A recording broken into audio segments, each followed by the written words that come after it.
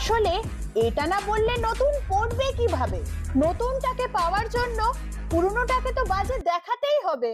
আচ্ছা, দাদার একটা বিশেষত্ব আছে যে দাদা যার সাথেই সম্পর্কে যাবে তার সাথে দাদার ইন্টারভিউ দেখতে পাবে।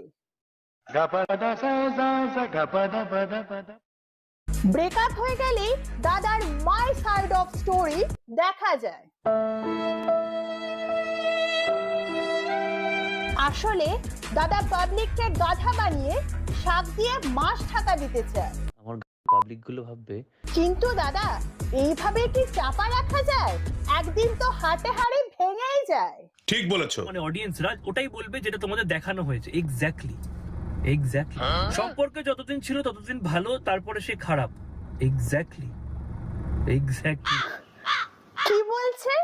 এর কথাগুলো তো এর মতোই কনফিউজড। মোটামুটি ওই দিক থেকে শুনে বুঝলাম যে সামনে, আমি তো ভেবেছিলাম যে সব হয়ে গেছে আমার, আমি এবার স্মুথ ব্যাটিং করব, একটা দুটো 4-6 মারবো, সিঙ্গেল নিতে থাকবো। বাট মনে হচ্ছে অনেক কটা বাউন্সার আসতে চলেছে। দাদা তুমি আউট হয়ে গেছো, তাই পারলে এবারে শুধরে যাও। যদি কনফিউজড বক্সের বক্সটাকে আস্ত রাখতে চাও।